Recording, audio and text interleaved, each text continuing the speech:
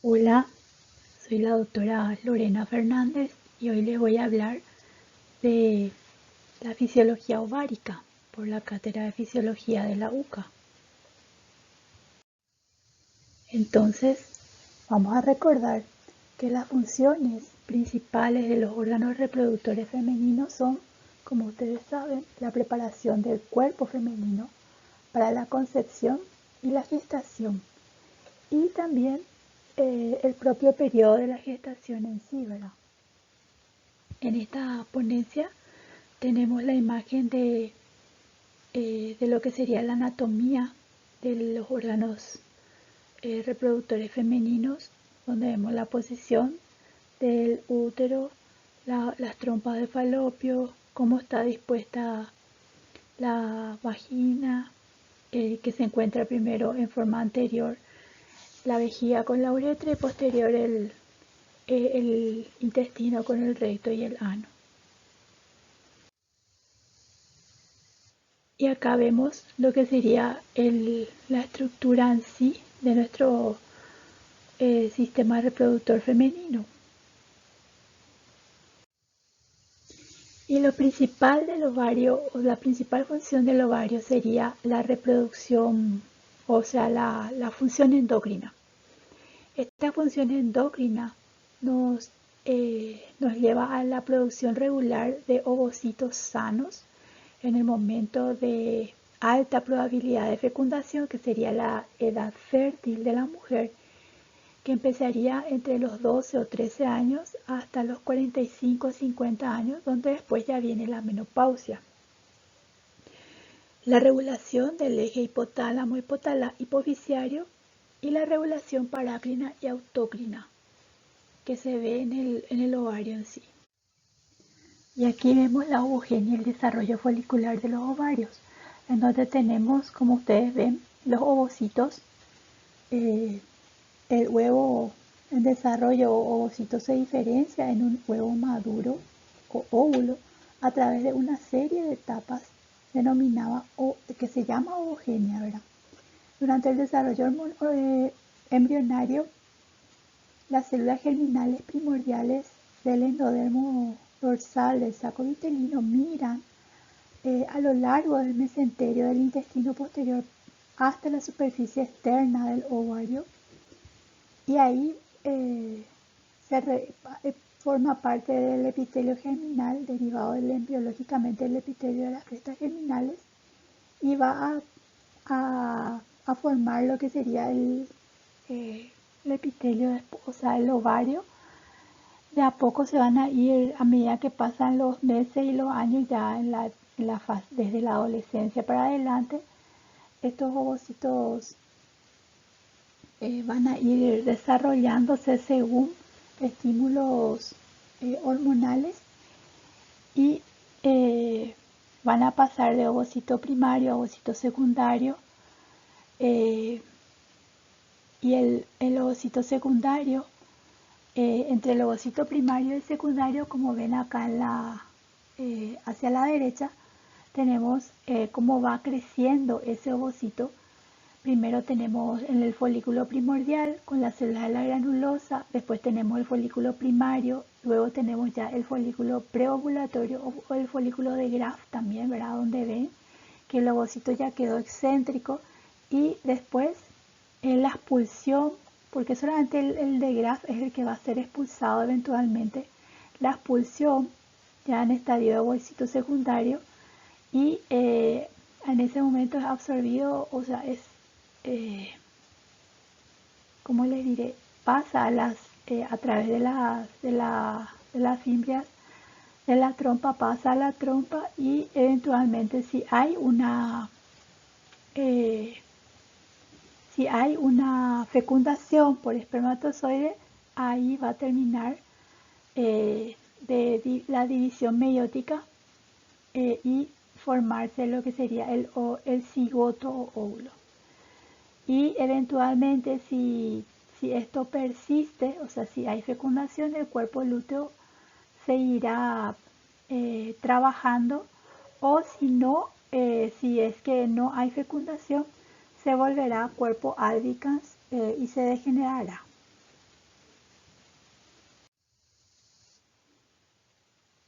Esto es un poco para ver el número de células germinales, o sea, ovocitos que tenemos al inicio de la vida, ¿verdad? En los primeros meses, y cómo eso va decayendo con el tiempo. A los 10 o 12 años, ustedes ven cómo ya bajó bastante. Como les dije, era mucha la cantidad, más o menos 2 millones, pero eso a medida que pasa el tiempo se va degenerando y atrofiando, y más o menos 400 millones, 400.000 son los que realmente van a funcionar, y eventualmente a medida que pasan los años esto va disminuyendo, ¿verdad?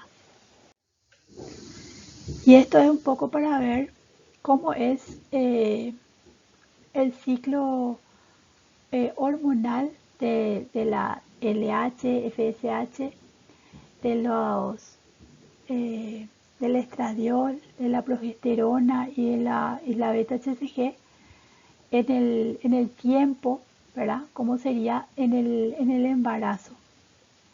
Eventualmente acá ven en semanas de embarazo como aumenta la beta-HCG, después disminuye cuando uno tiene la semana 40. ¿Cómo sería en meses o años en la vida de una persona? Entonces, en la niñez la secreción de gonadotrofina es prácticamente nula. Empieza a aumentar la secreción de FSH y de LH entre los 9 y los 12 años, en donde empieza a desencadenar todo esto, la diferenciación sexual secundaria o los caracteres sexuales secundarios. Se inician los ciclos menstruales entre los 11 y los 15 años, que es lo que conocemos como pubertad, y esto va decayendo paulatinamente o sea, se produce todos los meses, pero a medida que pasan los años, sobre todo cuando la mujer llega a la menopausia entre los 45 y los 50 años, lleva al cese de estos ciclos por la atrofia o atresia, atrofia sobre todo de los ovarios. Entonces esto es para que vean cómo esto se va manteniendo con los años desde la etapa de la adolescencia, la pubertad, hasta la menopausia. Y acá tenemos más o menos las características del ciclo menstrual normal. En promedio, el ciclo menstrual dura 28 días, el normal, ¿verdad? Puede variar más o menos 7 días, o sea, podría durar 21 o podría durar 36 días, pero es anormal que dure menos de 20 días o menos de 36 días. La duración del flujo menstrual suele ser de 4 días, lo normal, pero puede ir entre 1 y 8 días. Lo anormal sería que el flujo sea, o sea, el tiempo de la menstruación dure más de 8 días. La pérdida sanguínea suele ser de 35 centímetros cúbicos, pero puede ir entre 20 y 80, y lo anormal sería un sangrado excesivo con más de 80 ml. Y la menarquia sería cuando empieza los periodos en la mujer. Generalmente puede empezar entre los 10 años y medio o los 11 años, puede irse hasta los 12 años y medio, incluso hasta los 15, pero después de los 15 no es normal, o sea, que empiece después de los 15 o que no empiece, ¿verdad? Esto es para tener una idea de lo que pasa con las hormonas ováricas y las hormonas liberadas por el hipotálamo, ¿verdad? Entonces acá tenemos con los días del ciclo sexual femenino la liberación de las gonadotrofinas y de las hormonas ováricas, ¿verdad? Ven acá que en el momento en que la FSH y la LH hacen un pico, 16 horas antes más o menos de la ovulación, ¿verdad? También vemos una disminución posterior a eso, sobre todo de qué? Del estradiol o del estrógeno, y posterior a la ovulación vemos un aumento progresivo de la progesterona. ¿Por qué? Porque esa es la finalidad de la progesterona, sobre todo es progestar, o sea, que haya una gestación eventualmente. Y acá tenemos el crecimiento del folículo ovárico, donde vemos las fases folicular, sobre todo del ciclo ovárico. Para que entiendan, el ovario tiene su ciclo folicular y su ciclo luteínico. Y el endometrio tiene un ciclo eh, de proliferación, un ciclo de secreción y un ciclo menstrual, ¿verdad?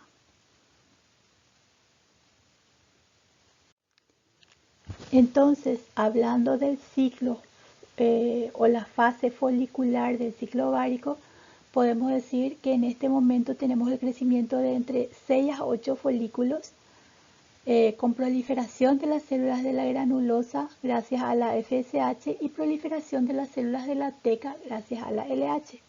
Aparición del líquido folicular gracias a los estrógenos y creación de una cavidad o antro en donde a medida que eso va pasando el tiempo, ese folículo aumenta de tamaño y lleva a lo que sería el folículo de Graf, en donde se ve el ovocito excéntrico en ese folículo primario, que es el que está siendo, el que va a ser eventualmente expulsado para la ovulación. El aumento del óvulo en 3 a 4 veces su tamaño y el folículo único que eventualmente madura y es expulsado para la ovulación. Y ven también acá en esta ponencia, esa sería la fase folicular. Y ovula la mujer y ahí empieza la fase luteínica, en donde ven que el cuerpo lúteo va aumentando de tamaño entre el día 20, 22, 23 y eventualmente si no se produjo la fecundación, el cuerpo lúteo va involucionando y queda el cuerpo albicans o blanco, ¿verdad? Cuerpo lúteo se llama porque es amarillo y el otro albicans porque es blanco. Queda como una cicatriz. Y acá vemos cómo el folículo primordial va aumentando de tamaño hasta tener un tamaño importante de 400 micrómetros de 40, o sea, 100 veces aumentó su tamaño. Esto también, acá vemos folículos en distintos estadios y evidentemente que el que va a ser expulsado posiblemente es el de mayor tamaño, donde vemos el folículo de Graf.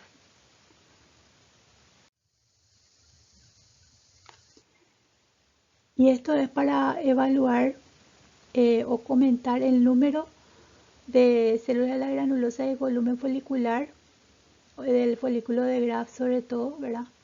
Cómo va aumentando el volumen, o sea, el líquido dentro del antro, ¿verdad? A medida que pasa el tiempo preovulatorio, ¿verdad?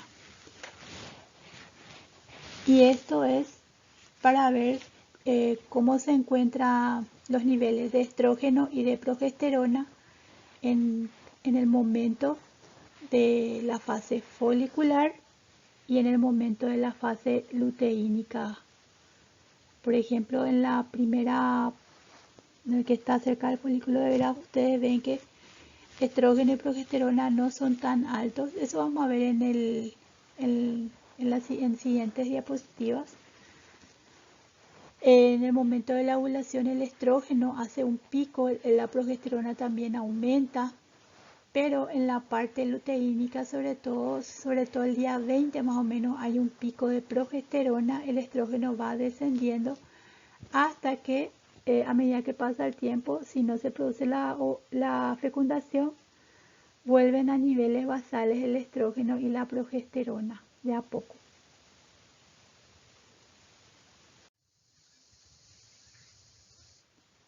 Entonces, Como dijimos anteriormente, el ciclo sexual de la mujer dura más o menos 28 o 27 días y la ovulación se produce sobre todo en el día 14, más o menos 2 días. O sea, puede producirse entre el día 12 y el día 16 también, ¿verdad? Pero para ser eh, precisos, generalmente suele ser en el día 14. Aparece el estigma, la salida del líquido folicular por el estigma y la rotura del mismo, ¿verdad? Y acá vemos que la hormona luteinizante eh, y las hormonas esteroideas foliculares, sobre todo estimula la progesterona, y esto hace que estimule a la producción de enzimas proteolíticas, sobre todo a las colagenasas, y también la hiperemia folicular y la secreción de prostaglandinas, produciéndose un trasudado del plasma folicular y una tumefacción del folículo. Y gracias a las colagenasas y a las enzimas proteolíticas, hay un factor activador de plasminógeno también. Se produce una pared folicular debilitada que lleva a la degeneración del estigma y a la rotura del folículo. Y eventualmente la evaginación del óvulo, o sea, que se expulse el óvulo y que éste sea captado por las fimbrias de las trompas de falopio del mismo lado. Entonces, las células de la granulosa y de la teca se transforman en células luteínicas. Se forma lo que se conoce como el cuerpo lúteo, que se encarga de producir sobre todo progesterona, estrógeno también, pero en menor medida. Y esto tiene su tiempo, vamos a decir, y se produce una involución del cuerpo lúteo o posterior a 12 días y la formación del cuerpo albicans. El cuerpo albicans posteriormente es sustituido por tejido conjuntivo y después reabsorbido.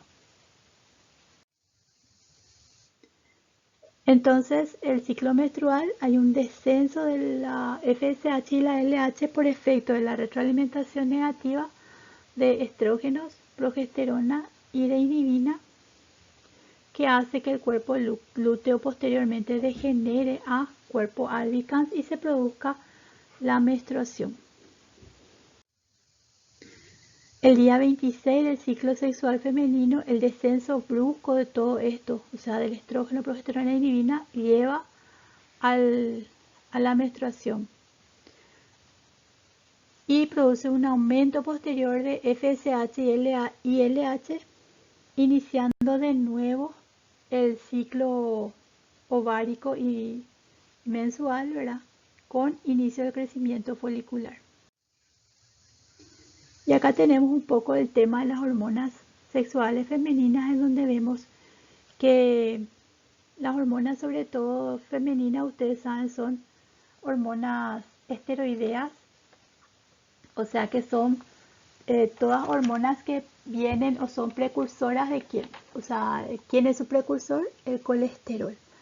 Entonces, para la biosíntesis de estas hormonas sexuales ováricas, tenemos las hormonas, sobre todo las esteroideas, como ven acá, el colesterol que nos produce la pregnanolona, que eventualmente después va a pasar a ser es un precursor de la progesterona.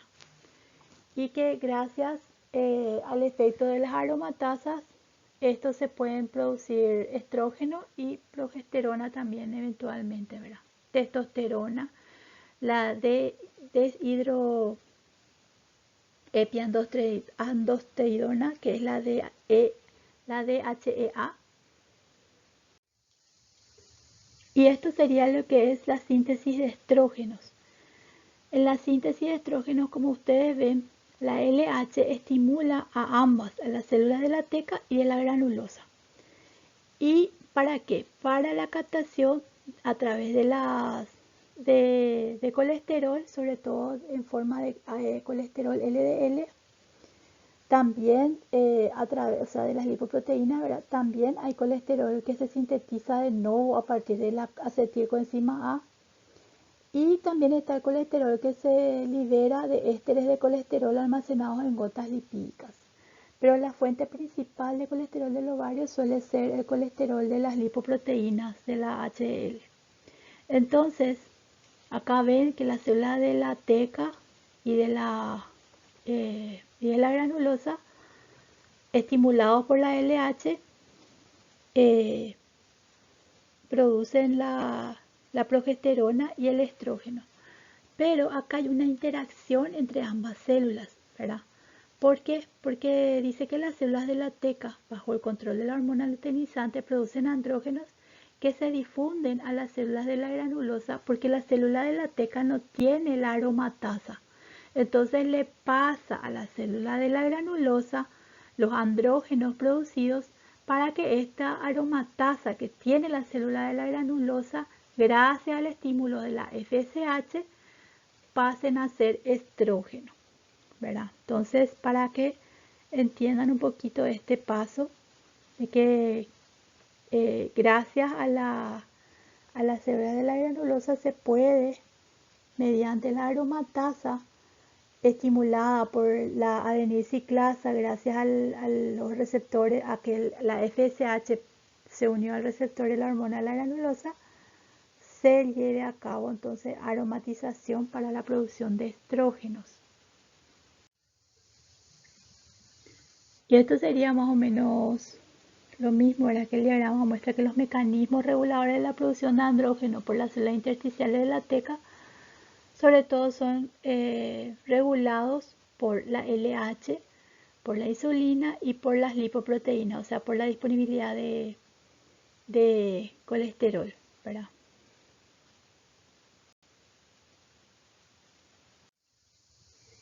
Y acá otra vez vemos la interacción entre la célula de la teca y la célula de la granulosa, que como ven ustedes en la célula de la teca, gracias a la LH, a través de su receptor, capta el colesterol y lleva ese colesterol a la producción de andrógeno, o sea, de estrógeno, pero no, o sea, no de estrógeno, sino de androstenediona, y estos esteroides que todavía no están del todo sintetizados tienen que pasar a las células de la granulosa para poder, gracias a la aromatasa, convertirse en estrógenos. Los estrógenos y la progesterona se transportan en la sangre unidos normalmente a proteínas plasmáticas, sobre todo albúmina, y a la globulina transportadora de estrógenos y progesterona. Hay participación del hígado en la degeneración de los estrógenos. El hígado ayuda a conjugar estos estrógenos para formar glucurónidos y sulfato, y la quinta parte de estos productos conjugados son excretados con la bilis, ¿verdad? Pero la mayoría se excreta por la orina. Además, el hígado convierte los potentes estrógenos estradiol y estrona en estrógenos casi inactivos, o sea que no tienen actividad, y la progesterona se degrada en el hígado a otros esteroides que carecen de efecto gestágeno. Las funciones sobre todo de los estrógenos son efectos sobre el útero y sobre los órganos sexuales femeninos para el desarrollo de las mamas, el crecimiento de los ovarios, las trompas de falopio, la vagina, genitales externos y la proliferación del endometrio en la fase proliferativa del ciclo menstrual. Y después tenemos efectos sobre las mamas, donde ayudan al desarrollo del estroma mamario, al crecimiento de los sistemas de los conductos y depósitos de grasa en las mamas. Efecto de estrógeno sobre el músculo, perdón, sobre el esqueleto, es sobre todo que inhibe la actividad osteoclástica en el hueso. Este efecto se debe a la estimulación de la osteoprogesterina, también denominado factor inhibidor de osteoclastogenia, que es una citoquina que inhibe la reabsorción ósea. Por eso que siempre se dice que el estrógeno tiene una función protectora sobre la eh, osteoporosis que se ve en las mujeres cuando, sobre todo, en la menopausia, porque en ese momento ya no hay estrógeno o producción de estrógenos. Entonces, otra cosa que produce los estrógenos es la fusión temprana de la epífisis con la diáfisis de los huesos largos. Aumentan ligeramente el depósito de proteínas, aumenta el metabolismo corporal y el depósito de grasa subcutánea, sobre todo el depósito de grasa en las caderas. Producen una piel más tersa y suave porque aumenta la producción de colágeno. Hay retención de sodio y agua por los túbulos renales, hay engrosamiento de la mucosa vaginal, acidifica e incrementa las secreciones vaginales. Eso hace que el pH de la secreción vaginal sea más ácido y le protege a la vagina contra infecciones eventualmente. Y el tema de la retención de sodio y agua por los túbulos renales se ve sobre todo por los estrógenos esos días antes de en general hay un aumento de la turgencia mamaria también por este tema, ¿verdad? Y eso puede verse unos días antes del periodo menstrual, ¿verdad?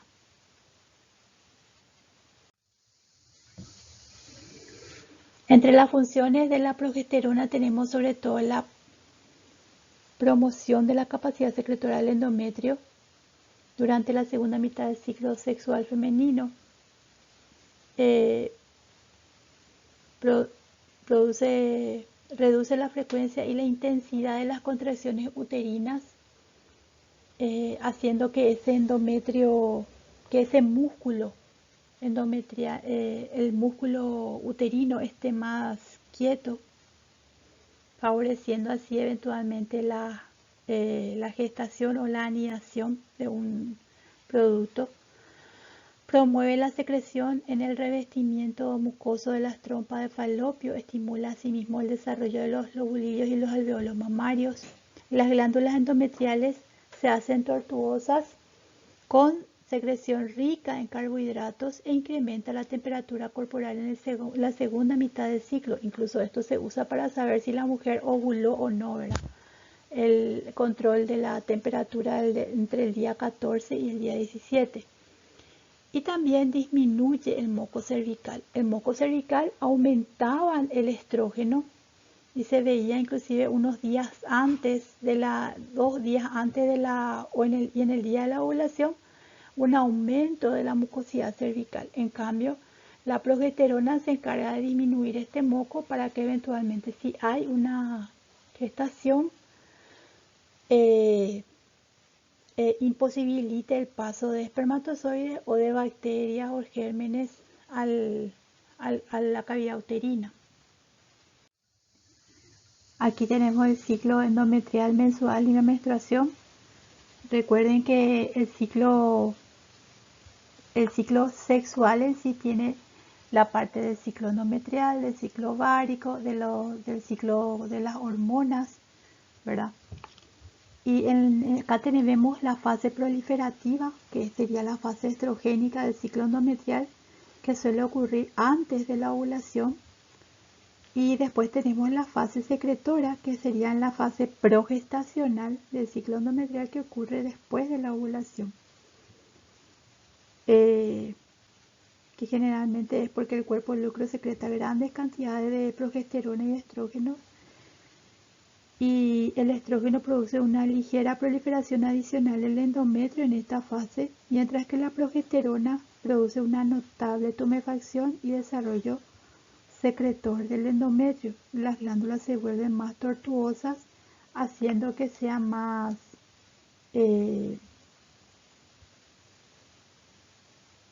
fácil, vamos a decir, la anidación de un óvulo en ese momento. O sea, si hay una concepción posterior a la ovulación, y uno, por ejemplo, tiene una fase secretoria pobre, no va a implantarse, o si se implanta no va a seguir ese producto.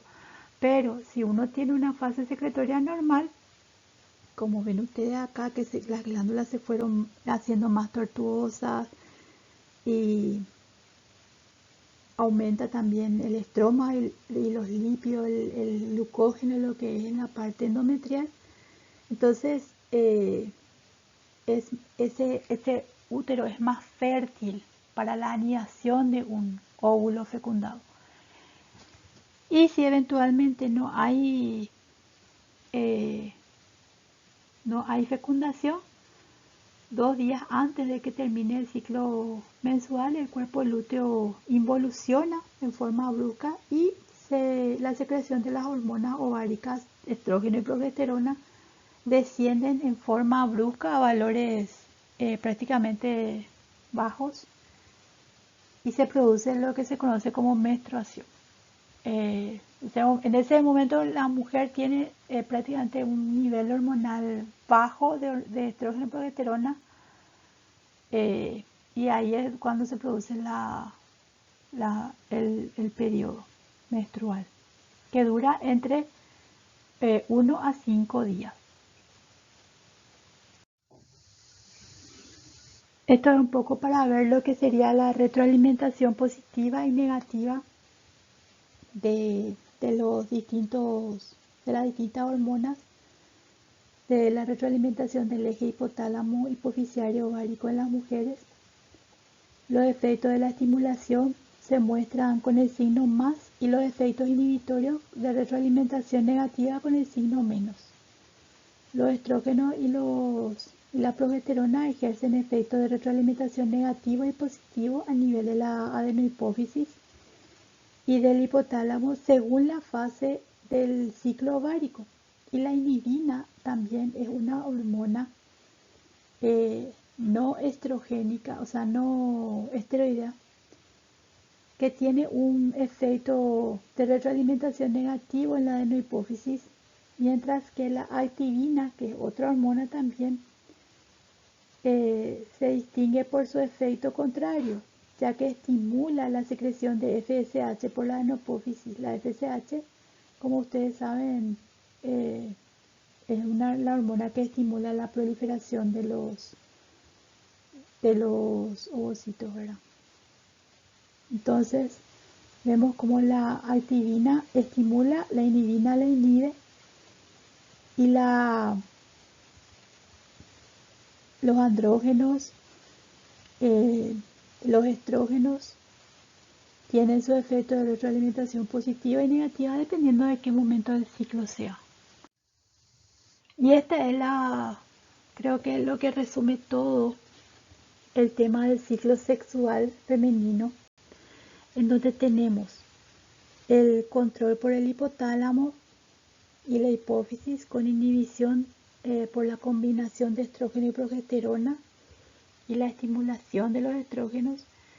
Ustedes ven, por ejemplo, que en la primera parte del ciclo, porque si vemos acá abajo en el último cuadro dice los días del ciclo, que sería de 0 a 28 días, en el medio del día 14, que es el día de la ovulación, y vemos cómo van aumentando y subiendo mediante el estímulo de la FSH y de la LH, los estrógenos y la progesterona. Entonces, al principio del ciclo se mantiene constante, vamos a decir, la LH y la FSH hacen un pico el día antes o horas antes de la ovulación y luego van disminuyendo otra vez hasta mantenerse en un nivel basal. Esto estimula el aumento progresivo de estrógeno días antes de la ovulación, y esto va bajando otra vez y se vuelve a mantener un poco alto posterior a eso, y ustedes ven como la progesterona se mantiene baja, hace un pico el día no alto el día de la ovulación y luego va aumentando en su concentración, ya que eso va a ayudar a mantener eventualmente un producto, ¿verdad? Gracias a quién, al cuerpo lúteo. El cuerpo lúteo es el que se encarga posterior a a la liberación del óvulo de la producción de estrógeno y progesterona. Pero tiene, como dijimos, un periodo de 10 a 12 días. En el ciclo ovárico ven que al principio se produce el crecimiento ovárico del ovocito de a poco hasta que el día del 14 se produce la ovulación. Esa sería la fase proliferativa del ciclo ovárico y después sigue la fase lútea del ciclo ovárico o ovulatoria. Y ven acá abajo en el último cuadro lo que sería el ciclo del endometrio, donde primero tenemos una fase menstrual los primeros 5 días, después tenemos la fase proliferativa que sería entre el día 5 y el día 15 y luego tenemos la fase secretora, eventualmente si luego de la ovulación se produjo o no la fecundación, que es más fácil que se anide un óvulo en un endometrio que es bien, bien grueso, o sea, en el sentido de que está con una buena producción endometrial o secreción endometrial sería. Y eventualmente si esto no corre, ¿verdad? Se produce al de producirse la degeneración del cuerpo lúteo y cesar la producción de estrógeno y progesterona que caen en forma brusca, se produce la menstruación de vuelta. Esto sería lo que pasa en el ovario, lo que pasa en el útero, como dijimos, la fase proliferativa en el ovario y posteriormente la fase lútea y acá también la fase menstrual, la fase proliferativa en la parte del endometrio, la fase secretora y la fase premenstrual. Y todo esto coincide, ¿verdad?, con el tema de la ovulación, con el pico sobre todo de las hormonas del estrógeno y progesterona para la producción, para que se produzca la ovulación, ¿verdad? Y hay una retroalimentación ovárico-hipofisiaria hipotalámica negativa, sobre todo en la fase folicular temprana, tardía y en la fase lútea, y positiva en la fase preovulatoria, que hace que se produzca por el pico que se produce de estrógeno y progesterona entre el día 12 a 14, mayor producción de estrógeno y mayor producción de progesterona hace un pico y en ese momento se produce la ovulación. Y el resto del mes sería, o la mayor parte del ciclo, ¿verdad?, que el aumento de estrógeno y progesterona lleva a una inhibición o a una disminución, retroalimentación negativa a través del hipotálamo y de la hipófisis, disminuyendo la producción de LH y FSH, ya por la cantidad de estrógeno y progesterona que se está produciendo. Eso sería con respecto a la fisiología femenina. Y nos estaremos encontrando en otra clase.